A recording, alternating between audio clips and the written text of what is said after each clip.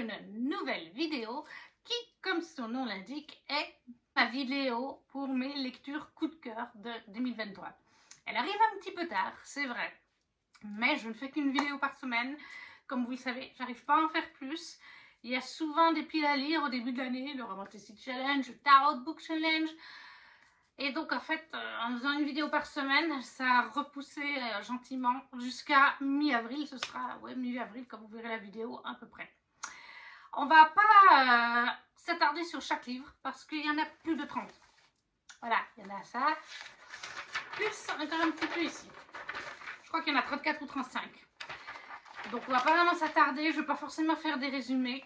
Ce qu'il y a, c'est que je suis une lectrice en fait qui est souvent vite contente, qui adore vite un livre. J'en parlais il y a quelques temps avec Kimi et d'autres de sa communauté lors d'un live. Et c'est vrai qu'elle a aussi un peu cette philosophie, Kimi. On est vite satisfaite d'un livre, on ne cherche pas forcément le détail de la traduction, de la faute d'orthographe. Ça peut parfois popper devant nous, mais c'est pas ce qui va nous chagriner, c'est pas ce qu'on va rechercher. On recherche, enfin voilà, moi je recherche d'abord le plaisir. Le plaisir, et c'est vrai que j'ai très vite des coups de cœur, donc forcément des très bonnes lectures. Donc forcément la liste en fin d'année est assez élevée. Il est à noter que dans ce top, je ne vais pas vous montrer tous les livres. J'ai sorti les 10 premiers. Les autres, je vous mettrai les couvertures là ou là parce que c'est plus simple. Hein. Sinon, il va y avoir plus de 30 livres. Ça ne va jamais le faire. Et surtout, il est à noter que quand j'ai regardé pour faire ce top, j'ai réalisé que sur les 10 premiers livres, 5, donc la moitié, sont de la même autrice. Si vous commencez à suivre la chaîne et que vous me connaissez un petit peu, vous aurez peut-être des doutes. Il y a 2-3 autrices que j'aime beaucoup. Mais celle-ci, c'est une autrice que j'ai découverte en 2022. Et j'ai continué à lire ses livres, fantasy, romance, en 2023. Donc forcément, il y a pas mal de livres. Voilà. Il y a un petit intrus au milieu du top, vous verrez. Heureusement, il y a un intrus. Mais on va tout de suite commencer. Donc, avec la...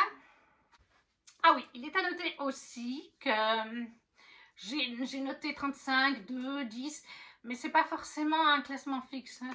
Surtout les premières places, les 10-15 premières places sont pratiquement en fait tous ex aequo. C'est juste à titre indicatif, mais c'est vraiment que des coups de cœur que vous avez là. Donc on commence tout de suite avec le 36, si je ne me trompe pas, qui est Vampiria Inquisition, le tome 1 de Victor Dixon, et au dessin c'est Elder Messias. Voilà, c'est une BD, donc, je ne sais pas si vous la connaissez, qui se trouve dans l'univers de Vampiria, les romans de Victor Dixon. Là, on est avec des vampires, on est à l'époque, en fait, enfin, Louis XIV est toujours vivant, c'est devenu le roi des ténèbres, le roi des vampires. On a tous vu passer Vampiria. Vampiria Inquisition, le moins passé. Mais voilà, en 36e place, Vampiria Inquisition. J'ai beaucoup aimé parce qu'en plus, c'est une BD interactive. Si vous téléchargez une application qu'on vous conseille au début de la BD, vous allez avoir des pages de la BD, une dizaine au moins, où vous aurez des sons ou des musiques, un petit peu des images qui bougent, qui s'animent. Donc ça rajoute à la BD. C'est pour ça qu'elle est à la 36e place. En 35e place, nous avons Hades, tome 1 de Scarlett Sinclair, tout simplement. J'ai bien aimé. Tout simplement, on est avec Hades et Perséphone. Hein. C'est la fameuse saga de chez Hugo qui est en remote ici maintenant. On est, alors dans ce tome 1 de Hades, eh bien, on se situe dans le tome 1 de Hades et Perséphone. Et puis peut-être entre les deux tomes, mais grosso modo, voilà, c'est le point de vue d'Hadès, qui vit d'autres aventures en parallèle de ce qu'il vit avec Perséphone. Moi j'ai bien aimé, moi j'aime bien cette saga, je sais que c'est très smut, ça plaira pas à tout le monde, mais personnellement, dès que c'est de la mythologie grecque qui plus est, j'apprécie d'office. S'il y a du smut, pour moi c'est encore mieux. Et puis là en plus on est du point de vue d'Hadès, donc on voit moins Perséphone, puisque dans les tomes 2, 1 et 2, c'est vrai qu'elle est, de Hades et Perséphone, elle est assez agaçante. Donc pour ce tome 1 d'Hadès en 35e place de Scarlett Sinclair chez Hugo Romantessi. En 34e place, nous avons Mercy Thompson, le tome 1 de Patricia Brinks, qui est chez, je vérifie en même temps sur la tablette, qui est chez Milady, voilà. De toute façon, je l'ai lu en e-book, donc même s'il n'y avait pas la miniature, il n'y aurait pas eu le livre. J'ai adoré, voilà. Alors oui, c'est de la bitlite, hein, vampire, loup-garou, sorcière, les classiques. Ça prend toujours un temps avec moi. J'ai bien aimé Merci, j'ai bien aimé les personnages autour d'elle, l'histoire, donc j'ai hâte de continuer et je l'ai mis à la 34e place. En 33e place, j'ai mis le tome 1 du Royaume des damnés de Kerry Maniscalco, paru chez De Saxus. Je sais que ça passe ou ça casse en général avec ce roman. Moi, ça l'a fait. J'ai adoré parce qu'on est en Sicile. Dans le tome 1 surtout, on parle beaucoup de nourriture parce que la famille tient un restaurant. Donc forcément, j'ai adoré le côté sorcière, le côté avec les démons, colère, envie, gourmandise. Moi, ça me plaît. Le côté enquête était sympa aussi. Donc, moi, j'ai bien accroché. Donc, le tome 1 du Royaume des damnés de Kerry Maniscalco à la 33e place. Je vous dis, hein, j'essaie d'aller assez vite parce que sinon la vérité, on va faire 2 heures. En 32e place, nous avons Witch and Gods, le tome 2 de Livingstone. Réécriture de mythologie grecque. Encore une fois, cette fois, nous sommes sur la romance entre Circé et Hermès. Dans la première trilogie, on a chaque tome avec une des 3 sœurs. Là, cette fois, c'est Circé. Encore une fois, comme je vous ai dit, mythologie grecque, romance. Romantécie quand même, je pense qu'on peut qualifier ça. Ça ne peut que me plaire. Sorcière plus mythologie grecque, moi qui adore par exemple les Charmèdes. Donc forcément, j'ai adoré. C'est un coup de cœur une nouvelle fois, même si j'ai une préférence pour le tome 1. Ella, la promise. L'histoire de Ella et ça y est, Deimos. Donc j'ai hâte de continuer. Et ça, c'est chez BMR pour la 32e place. 31e place maintenant, le tome 3 de Daevabad de S.A. Chakraborty chez De Saxus. C'est vraiment un univers. Fantaisie, inspiration orientale, comme l'est d'ailleurs Le Faiseur de rêves, par exemple. Et moi, j'adore. J'en ai lu plusieurs d'inspiration orientale, mais c'est vraiment Le Faiseur de rêves et Daevabad, pour l'instant, les deux que j'adore. J'aime vraiment, il y a autant les conflits politiques, il y a les djinns, il y a les efrites, il y a toutes sortes de créatures, en fait, de races, de peuples, tout ça lié avec les conflits politiques. J'ai vraiment bien aimé la fin de ce tome 3, la fin de cette saga, même s'il y a un petit 3.1, un petit recueil de contes, je crois que c'est, ou de nouvelles, qu'il faut encore que je lise, mais ça, c'est en 31e position. S.A. Chakraborty, Daevabad, le tome 3, chez De Saxus. En 30e position, nous avons en audio Les Étoiles de Nosred, le tome 1 de Sophie Gémonchemin. Je me suis mis aux audios et j'ai beaucoup aimé. Alors je sais que ça, là aussi c'est cliché, on va pas dire le contraire. On est avec des loups-garous, une jeune fille qui ignore tout du monde magique, qui part en Écosse, si je me rappelle bien, pas en Angleterre mais en Écosse. Et en fait, elle va découvrir que les loups-garous existent, elle va tomber amoureuse d'un loup-garou, ils vont avoir un lien spécial. Et voilà, elle découvre cet univers, donc forcément, oui, ça fait penser un petit peu, dans le fond, à Twilight. Je pense que ça a déjà quelques années, cette saga. Je pense que ça a été écrit sur la vibes Twilight, mais moi j'ai adoré Twilight, donc forcément ça me plaît. J'ai bien aimé l'audio. J'avoue que la narratrice de l'audio fait, j'aime bien la voix qu'elle fait pour Lys. J'aime bien la voix qu'elle fait pour le mec, en fait. Je trouve qu'elle est très rocailleuse, elle est accrocheuse, enfin voilà. Pourtant c'est la même narratrice, c'est une femme, mais elle fait bien le mec. Donc voilà, moi ça m'a plu forcément, donc c'était un coup de cœur pour moi. Je ne sais plus quelle maison d'édition c'est par contre, vu que je l'ai lu en audio, mais voilà. Sophie Jomain, Les Étoiles de Nosred, le tome 1, Loup-garou, romance, fantastique, avec donc l'Écosse, si je me rappelle bien, un petit village d'Écosse, une petite ville.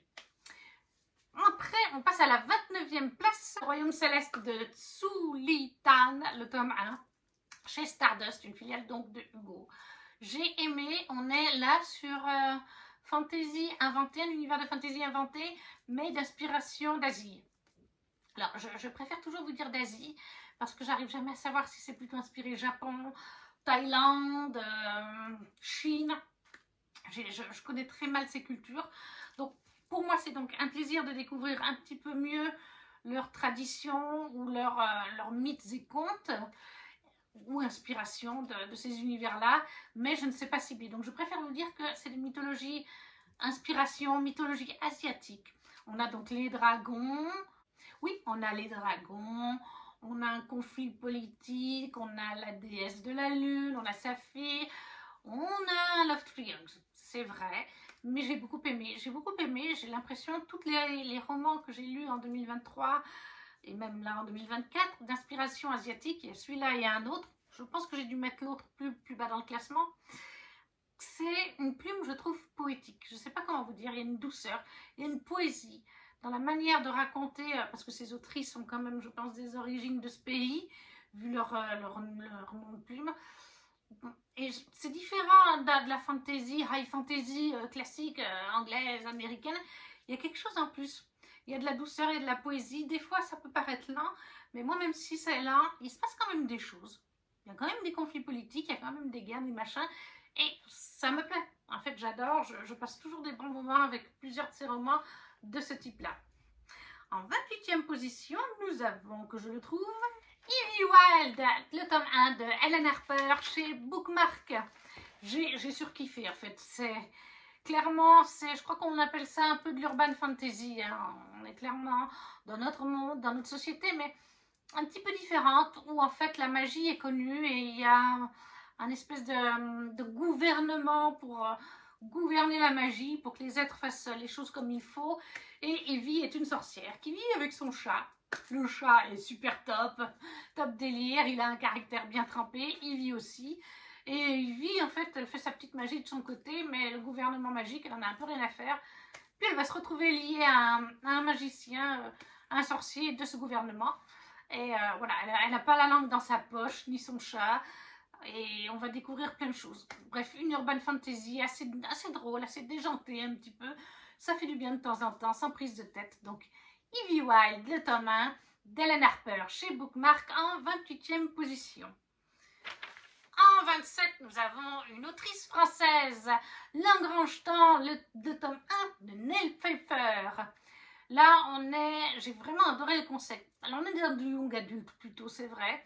Il y a des romances, on est dans un univers de fantasy inventé où en fait une jeune femme s'occupe des horloges, des montres, tout ça, parce que les montres, les horloges sont en fait magiques. Elles ont un petit côté d'âme qui leur permet de parler, de s'exprimer, d'avoir des émotions. Et bien c'est le travail de notre héroïne de s'occuper de celle-ci. Jusqu'au jour où on va lui apporter un engrangetant qui permet de remonter le temps. Et ce n'est pas n'importe qui va lui demander de remonter le temps.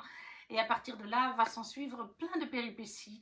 Moi, j'ai beaucoup aimé. J'ai vraiment adoré ce concept, cette magie des horloges qui sont vivantes à quelque part, qui nous parlent, enfin qui parlent aux spécialistes qui sont formés à ça et qui ont le don pour pouvoir les entendre. Tout le monde ne peut pas les entendre, hein, les horloges.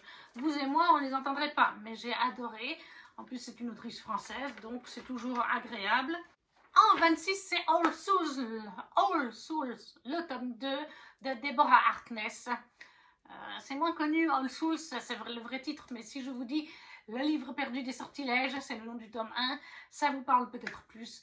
J'adore cette saga, cette trilogie. On est encore dans notre monde, c'est du fantastique. On est avec une sorcière qui a renié un petit peu son côté magique. Elle l'utilise très peu parce qu'elle a perdu ses deux parents à cause de la magie, donc elle veut pas trop être liée à la magie. C'est une professeure, elle étudie, elle enseigne dans une université anglaise et maintenant j'ai le nom au bout de la langue. Mais voilà, dans le premier tome, il va lui arriver des événements liés à un livre perdu. Et ça va attirer les créatures. Ça va attirer les vampires, les sorciers, les démons, les loups-garous. Je ne crois pas qu'on a vu de loups-garous pour l'instant, mais des sorciers, des démons. Voilà, il y a une histoire de voyage aussi dans le temps. C'est vraiment une saga que j'adore. Elle est vraiment bien construite. On a plein de mystères. En plus de ça, l'autrice intègre vraiment des faits historiques, que ce soit dans le tome 1 et encore plus dans le tome 2. On rencontre des personnages qui ont vraiment existé et elle mélange ça, les vrais faits historiques, les vrais personnages à son récit. Et ça me plaît, voilà, c'est un peu comme avec Outlander, c'est le même principe. On vous met des vrais événements avec des choses qui n'ont pas existé mais qui s'incorporent bien. Donc moi j'adore. Alors là je l'ai lu en e-book, je ne sais plus quelle maison d'édition c'est, je suis désolée. C'est peut-être le livre de poche. Mais vous aurez la couverture là et vous aurez peut-être le petit logo en petit. Donc voilà. En 25, nous avons La Société très secrète des sorcières extraordinaires de Sangu Mandana, paru chez Lumen Éditions. C'est un cozy fantasy, pas un cozy mystérieux, un cozy fantasy. C'est-à-dire qu'on est dans là on est dans un récit fantastique qui se passe en Angleterre avec une jeune femme qui est une sorcière, mais les sorcières se montrent discrètes dans notre société, sauf qu'elle tient une chaîne YouTube, des réseaux sociaux, où elle se fait passer pour une sorcière. Sauf que les gens se disent oui, mais elle fait passer pour une sorcière, bon, c'est la magie n'existe pas. Sauf qu'elle l'est vraiment. C'est là où elle joue bien son truc.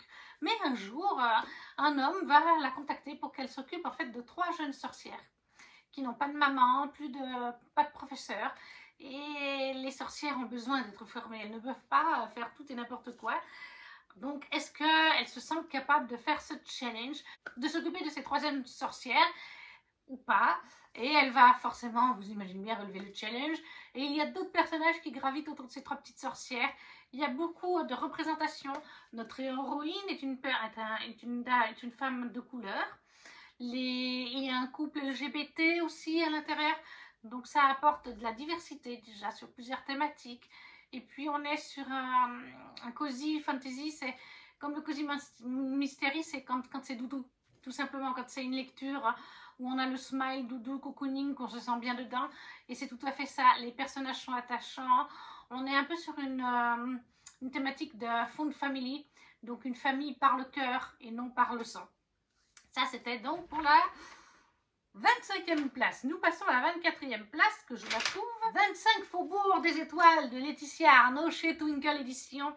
On est sur une romance de Noël, encore une fois écrite par une Française, en maison d'édition française.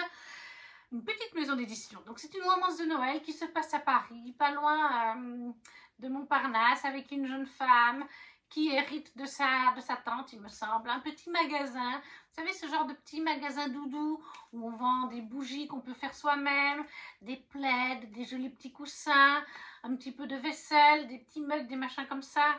Un peu décoration, quoi. Un peu maison du monde, mais de manière plus intime. Et elle va reprendre la boutique de sa tante à son décès, reprendre le duplex dans lequel sa tante vivait. Elle va se faire comme amie la voisine qui était logée dans l'appartement qui appartenait aussi à la tante. Elle avait 2 appartements, 2 duplex. Elles vont devenir amies, elles vont rencontrer des jeunes hommes et ça va bien sûr créer des romances, des histoires d'amitié. J'ai adoré par exemple le caractère de la colocataire, enfin pas la colocataire mais qui a son propre appartement. Je crois que c'est Violette, si je ne me trompe pas, qui est canadienne. Donc vous avez plein d'expressions et de mots canadiens trop drôles à l'intérieur. Avec un petit chien qui plus est pour notre héroïne. Un moment doudou, un moment cocooning pour une romance de Noël. Chez Twinkle Édition de Laetitia Arnaud, 25 Faubourg des Étoiles. En 23, j'ai mis Tiziri, tome 2 d'Alexiane Delis. Là, on est sur une fantasy, enfin fantastique fantasy, science-fiction. En fait, on est un peu dans une vibe d'Avatar. Voilà. Nous, êtres humains, on est très peu, on n'existe presque plus depuis que les écomères des extraterrestres sont débarqués sur Terre, ont terraformé la Terre pour que les plantes, les animaux soient transformés et soient hostiles envers les êtres humains. Et Tiziri va faire des découvertes dans cet univers. Tiziri qui en plus a une différence, elle est albinos, donc même au sein de son propre peuple, elle est mal vue. On l'appelle Blanche, vous imaginez, magnifique le mot. J'ai adoré la romance, j'ai adoré le développement de l'univers, comme je vous dis, la vibes Avatar. Allez-y les yeux fermés, si vous avez aimé Avatar, je pense que ça vous plaira d'office. Donc Alexiane Delis, Tiziri le tome 2, chez Plume Blanche Édition. En 22, nous avons Vampiria le tome 3 de Victor Dixon, paru chez Robert Laffont. Je vous en ai déjà parlé plus tôt avec Vampiria Inquisition, la BD. Là, on est sur le roman, sur le tome 3. Donc, avec des vampires. Louis XIV, qui a été transmuté en premier vampire, qui est donc toujours vivant. On est à notre époque, mais du coup, on n'est pas du tout moderne comme on est maintenant, puisqu'on est resté bloqué, on stagne à l'époque de Louis, quand il a été transmuté. Pas d'électricité, pas de téléphone, pas d'internet, de machin, vous imaginez bien.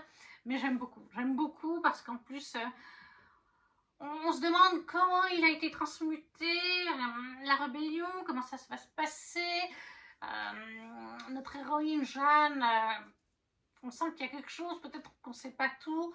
Moi j'adore cet univers, je suis fan. Si vous aimez les vampires, alors c'est pas les vampires qui font le plus peur. Par exemple, on a Jack Christophe qui fait des vampires qui font beaucoup plus peur. Mais c'est pas des vampires non plus à la Twilight. Si vous voulez des vampires un peu plus horrifiques, on va dire, que dans Twilight, ceux-là sont vraiment bien. Vampiria, tome 3 de Victor Dixon. C'est le troisième mon préféré. Ce que j'ai adoré, on va partir sur les mers. Notre héroïne part, Jane, elle part sur les mers, chercher un capitaine. Donc, moi j'ai bien aimé l'histoire du capitaine en question. J'ai bien aimé les découvertes qu'on fait dans ce roman. Et ça, c'est donc 22e Vampiria, tome 3 de Victor Dixon chez Robert Laffont.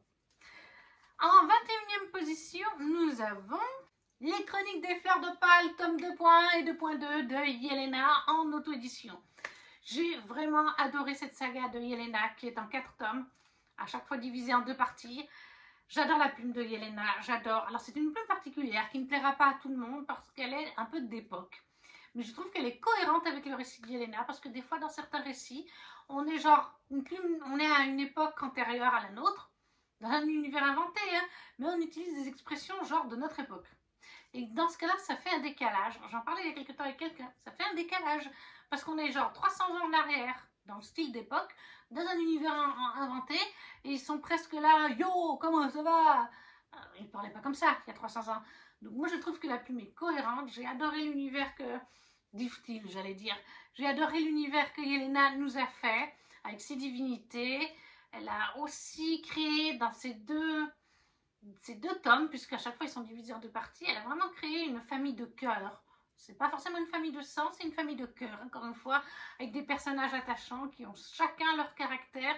J'ai bien aimé la fin de la saga. Pour moi, c'est dans les coups de cœur de 2023. Donc, Yelena, Les Chroniques des Fleurs d'Opale, tome 2.1 et 2.2, en auto-édité. En 20e place, nous avons De sang d'écume et de glace d'Alexiane de Lys, chez Michel Laffont. Voilà, le tome 1, encore Alexiane de Lys. J'ai adoré. Là, pour les thématiques, nous sommes avec les sirènes. Encore une autrice française, hein, Alexiane de Lys, tout comme Yelena.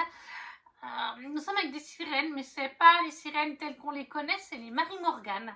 Donc, les sirènes inspirées des contes bretons. Après, il y a d'autres sirènes qui vont graviter autour des Marie Morgan, mais la thématique, voilà, c'est ça. Une jeune femme qui croit qu'elle est en train de mourir, de dépérir, va aller en Bretagne chez sa tante et va faire des découvertes liées aux Marie Morgan. J'ai pas besoin de vous en dire plus. Moi, j'ai vraiment adoré. Tout ce qui est sirène, j'adore aussi, de toute façon. Et j'ai adoré la plume d'Alexiane, super fluide, super agréable. Bref, à nouveau, un coup de cœur. Le tome 1 de Sang d'écume et de glace, le tome 1 d'Alexiane de Lys, chez Michel Laffont. En 19e position, nous avons 6 couronnes écarlates, le tome 1 d'Elisabeth Lim, paru chez Rajo. Déjà, alors le livre est magnifique en lui-même, c'est un relié absolument divin, et on est à nouveau comme avant sur une inspiration, réécriture de contes, mythes et légendes d'Asie. Et comme je vous l'ai dit, c'est des plumes belles, poétiques, douces, encore plus celui-là que le premier, même s'il l'était déjà, que je vous ai parlé avant. Et là, vraiment, j'ai tout adoré. On parle du conte avec les grues. On s'inspire de ce conte, ce fameux conte où des frères se changent en grues et leur sœur, là, ne doit pas parler. Si elle dit un mot, ne serait-ce qu'un des frères meurt. Donc, il suffit qu'elle dise 6 ou 7 mots et ils sont tous morts. Elle a aussi un bol sur la tête, ce qui fait qu'on ne la reconnaît pas. Et elle essaye de libérer ses frères de cette malédiction.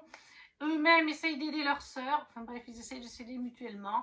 J'ai vraiment adoré cet univers. C'était doudou, c'était super agréable, touchant, poétique. Donc, Les 6 colonnes écarlates, le tome 1 d'Elisabeth Lim chez Rajo. En 18e, et ça c'était un crève-cœur de le mettre en 18e, c'est pour ça que je vous dis que c'est un classement exhaustif, nous avons Letters of Enchantment, le tome 1 de Rebecca Ross et pas Rebecca Eros. On va faire la même erreur, il y a une petite nuance. Nous sommes en fait, c'est le tome 1, c'est Divine Enluvals. Il va sortir en français d'ici quelques jours, semaines, je crois que c'est en mai, chez De Saxus. Moi je l'avais en édition Fairyloot, une magnifique édition que je trouve plus jolie d'ailleurs que la version française pour l'instant. Après, on n'a pas vu le dessous du relié, mais la jaquette, je préfère celle qu'on a eue dans Fairyloot. Là, on est dans un récit, dans un univers fantasy inventé, mais qui s'inspire de notre époque. Je l'avais lu en LC et j'arrivais pas bien à situer. On en parlait avec Amélie.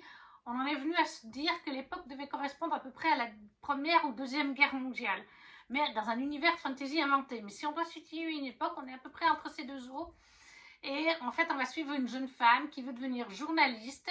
Il y a une guerre qui est avec des divinités qui se sont réveillées. Et dans cette guerre, les jeunes hommes, ou même des jeunes femmes, s'engagent pour une des deux divinités. C'est le cas de son frère. Elle veut être journaliste et un jour, elle va être envoyée sur le terrain. Mais avant d'être envoyée sur le terrain, elle va écrire des lettres à son frère. Sauf qu'il n'a pas laissé d'adresse où écrire quand il est parti, quand il s'est enrôlé. Il a dit, je t'écrirai pour te dire où je suis, et il ne l'a jamais fait. Ça fait des mois qu'il est parti. Et Iris a commencé à écrire des lettres, et un jour, elle en a glissé une dans son armoire. Tout simplement parce qu'elle ne savait pas quoi en faire. Elle n'a pas d'adresse. Et en fait, la lettre a disparu. Donc, elle a continué à en écrire en se disant, peut-être que comme je pense à mon frère, l'armoire est magique, et qu'il les reçoit. Mais en fait, ce n'était pas son frère qui les recevait. C'est quelqu'un d'autre qui les reçoit. Donc, on est sur un Enemies to Lovers. Franchement, c'était beau. La plume était belle, fluide, compréhensive, même en anglais. On sentait qu'elle était poétique ou belle. Ouais, enfin, elle est douce, elle est... C'est ce que Amélie ressentait aussi, et d'autres personnes qui l'ont lu en anglais disaient à peu près pareil, douce, poétique, fluide et agréable, vraiment un moment doudou, même s'il y a des moments difficiles dans le livre. Hein. On est quand même avec la période de la guerre, et à un moment donné, on est vraiment dans la guerre. Mais j'ai adoré, et on a tout un côté fantastique quand même, puisqu'on a des divinités qui se sont réveillées, et on a aussi des formes de dragons. Nous avons des vivrins, donc c'est une forme de dragon. Forcément, ça m'a beaucoup plu. Donc en 18e place, Letters of Enchantment, le tome 1 Divine Rivals, fait édition Fairyloot de Rebecca Ross, qui sortira très prochainement chez le Saxus en français. En 17e, nous avons les Campus Drivers, le tome 1 de C.S. Quill chez Hugo en format poche. J'adore, voilà, tout simplement, c'est tout ce que j'aime. Là, on a deux caractères bien trempés. On a Loïs et on a Lane, un garçon. Donc déjà, j'adore la blague. Loïs, Lane, comme dans Loïs et Clark, hein, Clark Kent, Superman. J'adore. Les deux personnages au début ne s'aiment pas beaucoup, ils se lancent pas mal de boutades, mais au fil de l'histoire, ils vont se rapprocher, il va y avoir une romance. Bref, moi j'aime bien des fois ces petites romances sans prise de tête qui se lisent en 2-3 jours à peine, sachant que je lis toujours plusieurs livres à la fois, sinon je les lirais en une soirée. Hein. Moi j'adore. Tout simplement, Campus Drivers, le tome 1 de C.S. Quill, en 17e position. En 16e, nous avons Love on the Brain, égalité avec The Love Hypothesis, les deux livres d'Ali Hazelwood. J'adore. Déjà, ils sont magnifiques. Je les ai pris en édition collector chez Hauteville, bien sûr. Et ensuite, j'ai adoré. Je les mets vraiment ex aequo parce que c'est deux romances quand même qui ont le même principe. Hein. On est à la base sur un Enemies to Lovers. Les deux jeunes femmes n'aiment pas le garçon, se détestent mutuellement. Les deux garçons ne sont pas très sympas au début avec elles. Mais j'adore l'humour qu'il y a dedans, autant dans l'un que dans l'autre. J'adore les thématiques abordées. On aborde la place de la femme aussi dans les deux romans, dans ces univers de science, puisque dans Love Hypothesis, elle est scientifique, genre recherche scientifique, et dans Love on the Brain, elle est en recherche scientifique, mais plutôt pour la NASA et tout ça, là, dans l'espace. Et en fait, on nous montre aussi que les jeunes femmes ont encore parfois un petit peu du mal à se faire une place dans ce milieu d'hommes, entre autres thématiques. Il y a d'autres choses, mais moi j'ai adoré. La plume est super fluide, super agréable. Des moments de lecture doudou, en romance, comme je les apprécie. Donc pour la 16e place, Ali Hazelwood, The Love Hypothesis et Love on the Brain. En 15e place, nous avons Les Dieux du Campus, toute la saga, le tome 1, 2, 3 et 4 de F.V. Estier et Phoenix B.H.R. J'adore, tout simplement. Là, j'ai hâte de lire les tomes 5 et 6. On est certes avec de la romance sur un campus, des garçons qui sont en fait... certains sont dans l'équipe de football américain, vivent en coloc, d'autres sont cheerleaders. Il y en a un qui est cheerleader, un mec qui est cheerleader. On a deux homoromances. Donc, un des personnages fait partie de l'équipe de hockey, L'autre personnage gay pour une autre romance fait partie de l'équipe de football américain. Donc ça amène un cliché qui est cassé. Ouais, football américain, ok, c'est des sports musclés, hétéro machin. Eh ben non, là on amène le fait qu'il y a des héros bisexuels ou gays, même dans ces milieux. Parfois ils sont discrets, parfois ils ne se montrent pas discrets.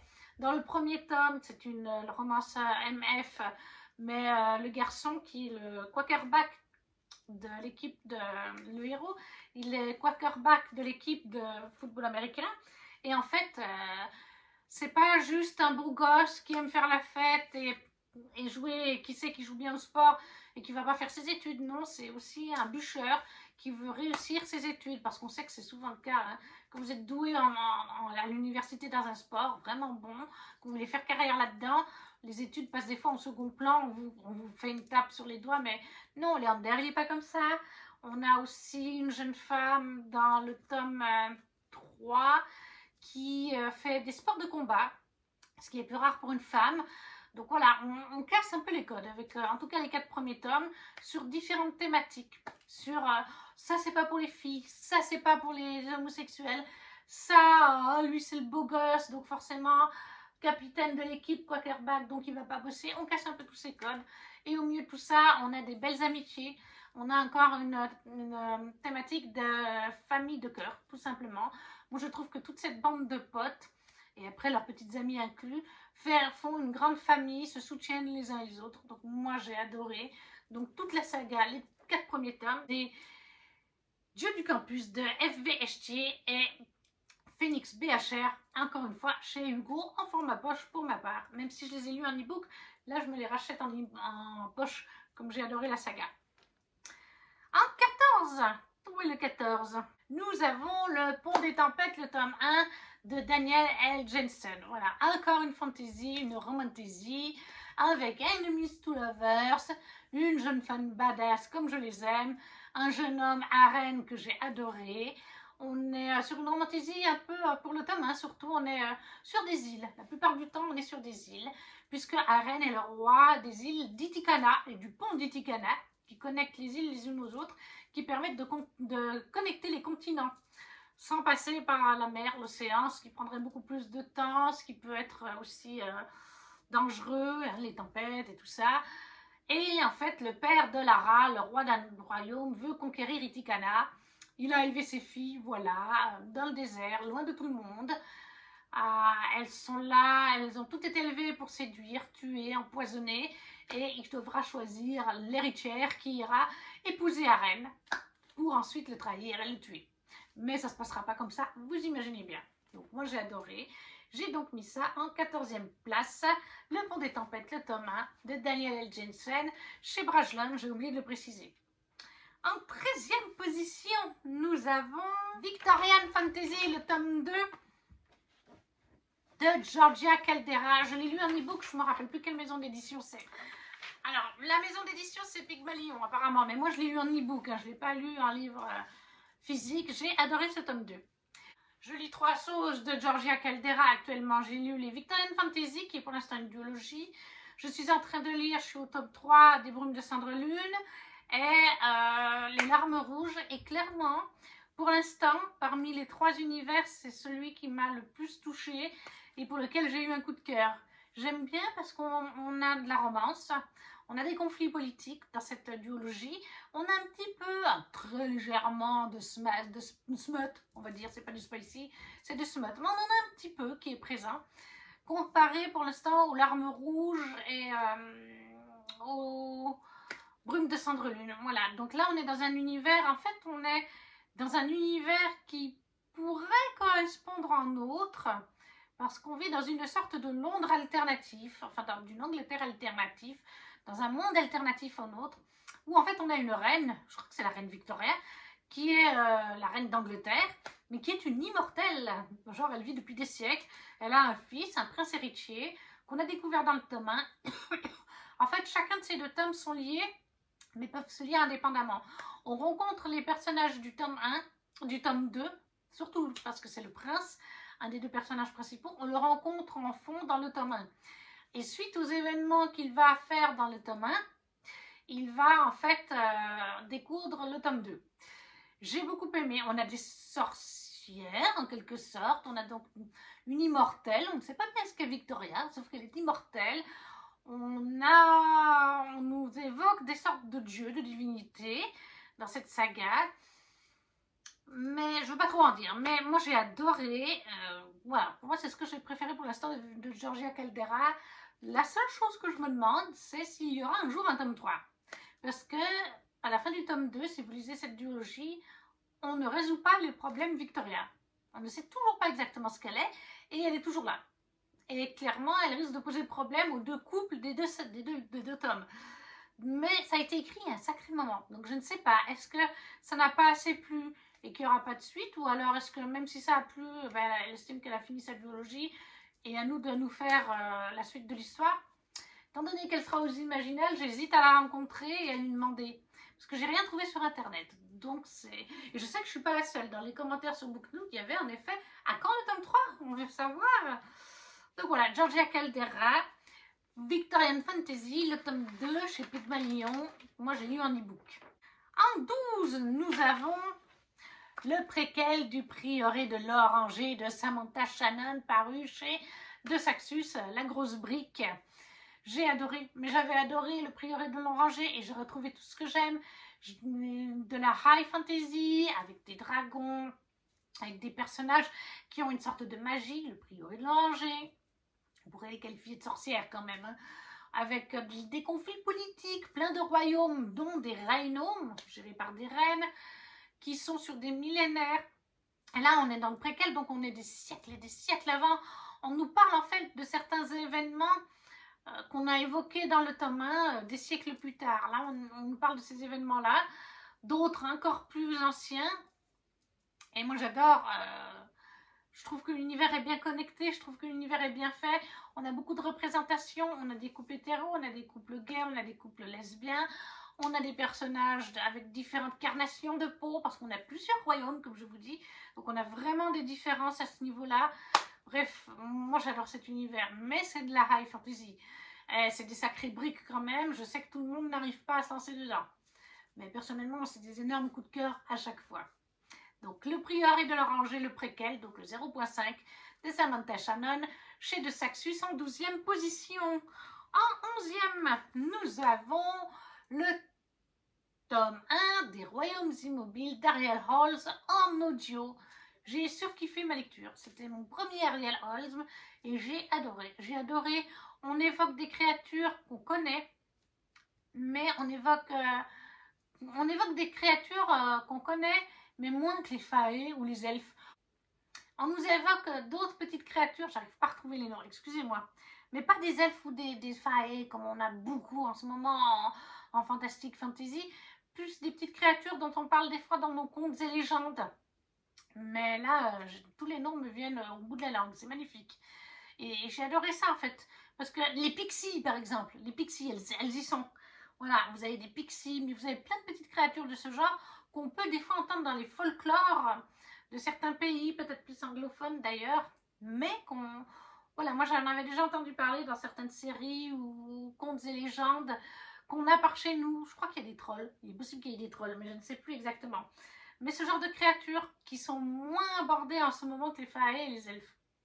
Voilà, ça change un petit peu. Et j'ai adoré les complots politiques. Il y avait des jeux un petit peu pour l'accession au trône. Donc un peu des jeux, je ne sais pas si c'est à la Hunger Games parce que je n'ai pas lu les Hunger Games et ça ne m'intéresse pas. Mais voilà, vous avez dans le tome 1, c'est vraiment axé sur des jeux pour accéder à la place de pouvoir qui est vacante. Et tous les coups sont permis, ou presque. Et les chefs actuels, les autres dirigeantes, elles sont toutes un peu timbrées. Hein. On est dans un univers, c'est vraiment... faut s'accrocher pour pas mourir en fait. Hein. C'est limite si on vous rigole pas au nez si vous mourrez. Mais moi j'ai vraiment adoré. Et on a quand même ce côté...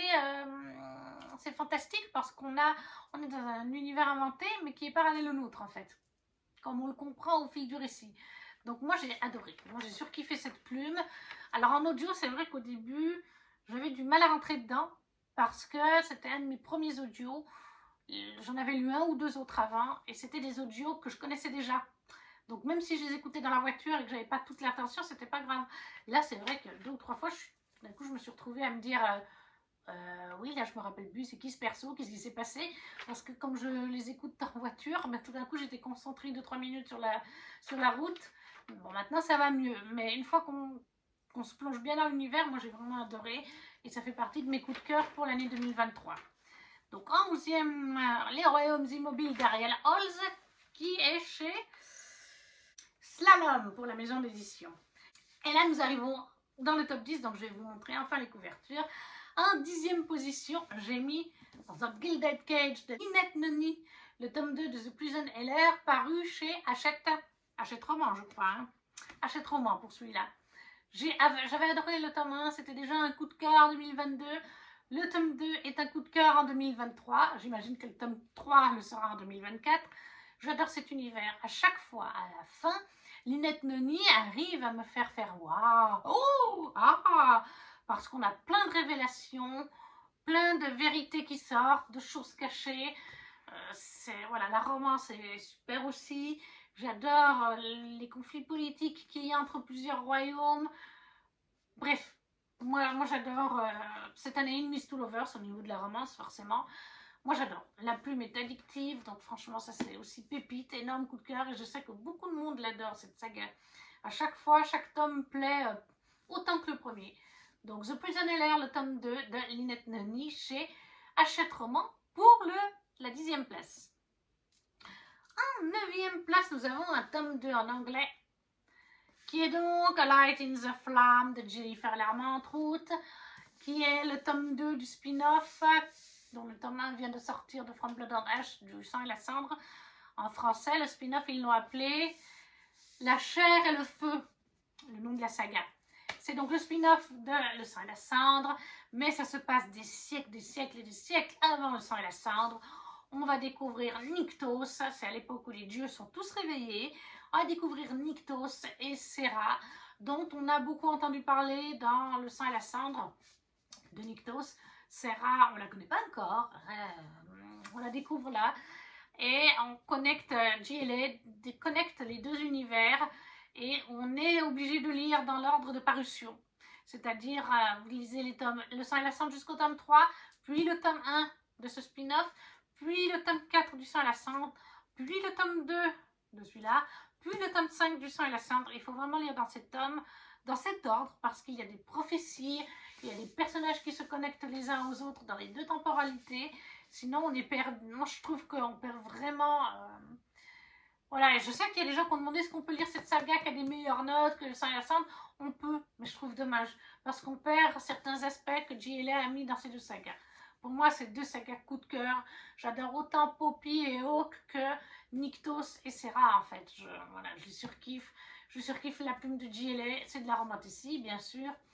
Mais là, on a toute une mythologie avec des dieux, avec des conflits politiques liés aux dieux et des prophéties. Donc JLA, le tome 2, A Light in the Flame en anglais, donc la saga La chair et le feu en français. En 9e place. En 8e place, Myrina Holmes, le tome 1 d'Anatrice chez les éditions Black Ink. Coup de cœur, coup de cœur, coup de cœur. Que dire? La plume d'Anna, c'est coup de cœur à chaque fois. C'est Anna. J'ai adoré le personnage de Myrina Holmes, qui n'a pas sa langue dans sa poche, qui est une jeune femme qui a des origines démoniaques. C'est un mélange, hein, si je ne me trompe pas, elle est de deux races différentes. Et en fait, elle va avoir une romance enemies pour l'instant, to lovers, oui, avec un autre démon qui lui a les péchés capitaux. Kellen Willis, je crois qu'il a les 7 péchés. Oui, voilà, il a les 7 péchés capitaux. Parce qu'il y a des démons qui ont un péché capitaux. Lui, il en a 7. Kellen, donc vous imaginez bien que ça ferait un sacré personnage. Hein.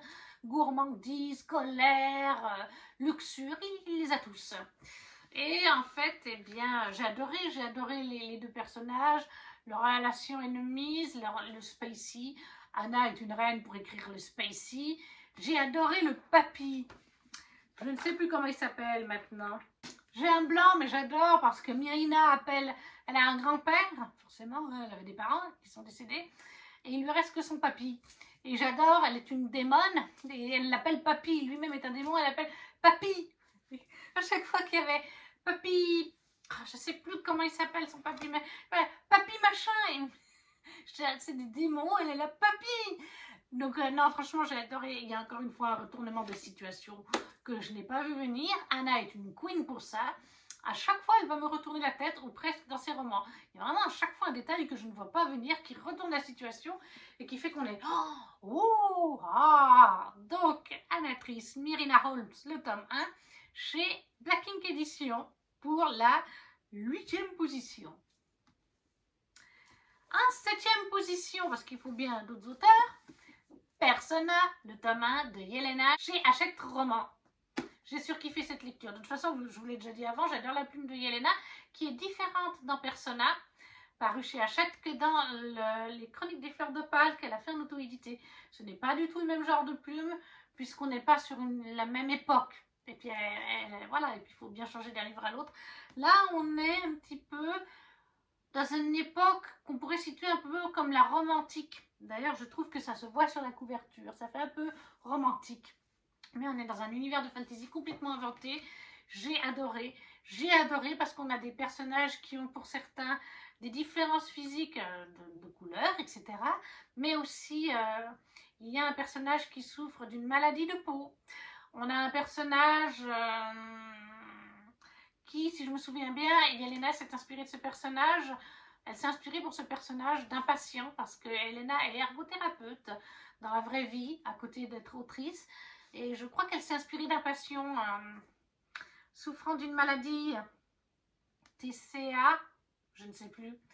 Mais voilà, et on a aussi un personnage, le personnage principal, Andrea, qui, en fait, dans cet univers, il y a des enfants qui ont des dons, les dons de la lumière, si je me rappelle bien.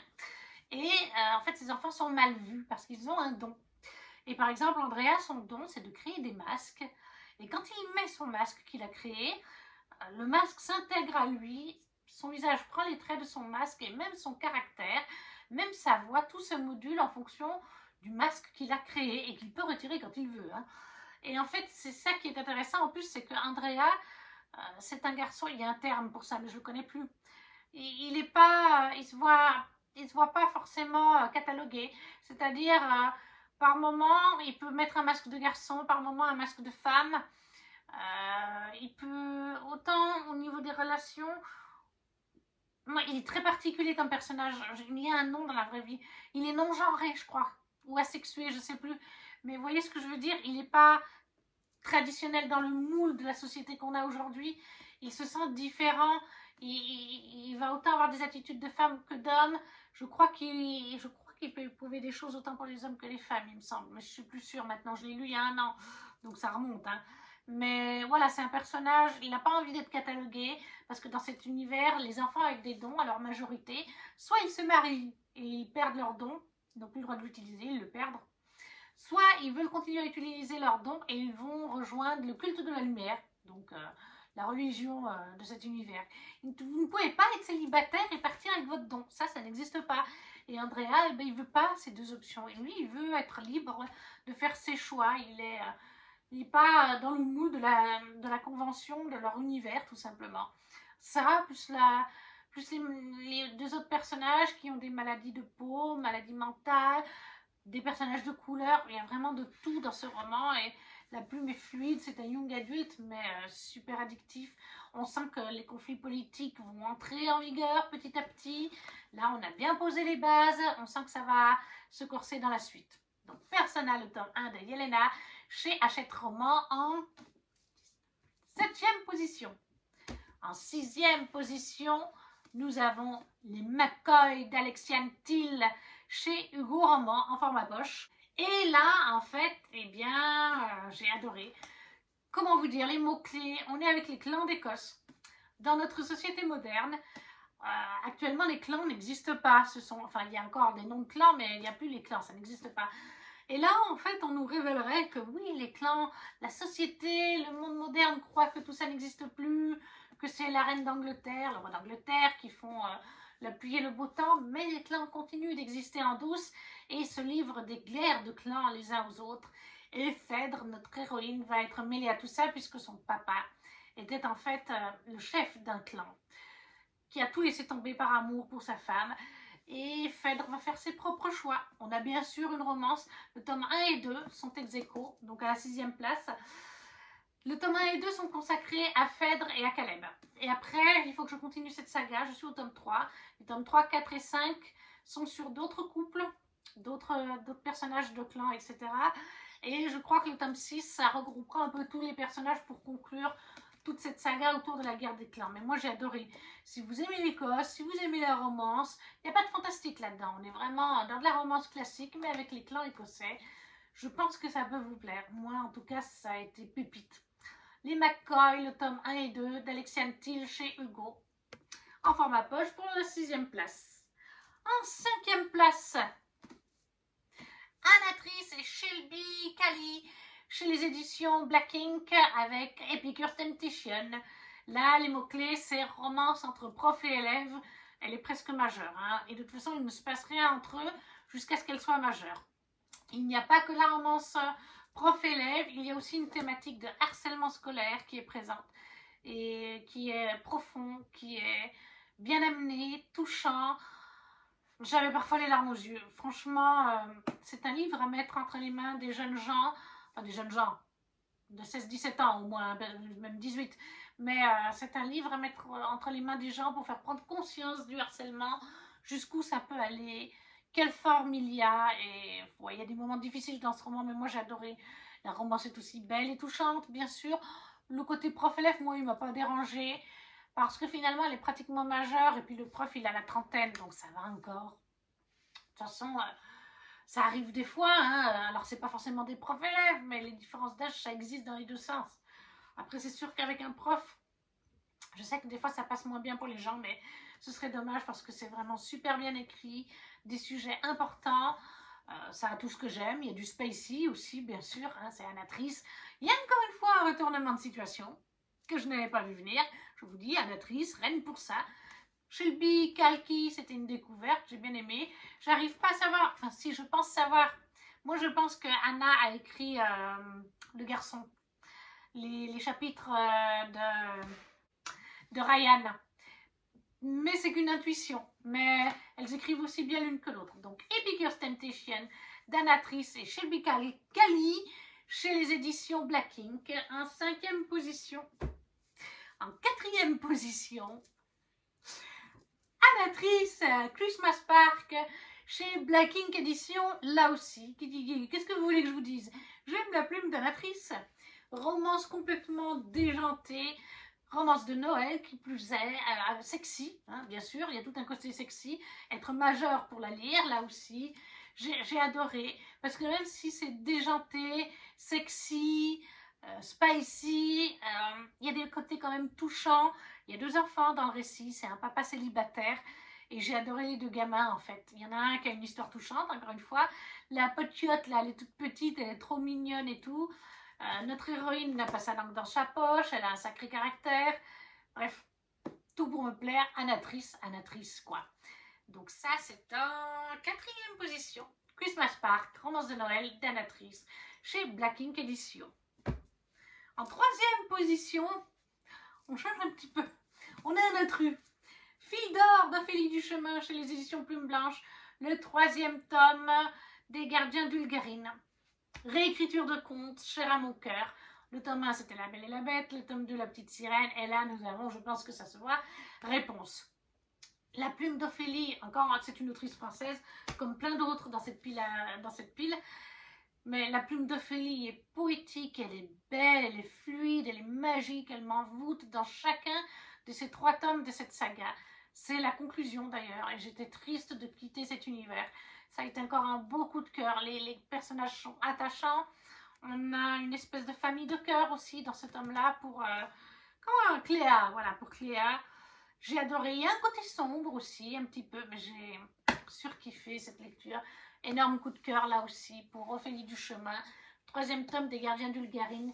Fil d'or, écriture de réponse. 3e place. 2e place. Anatrice.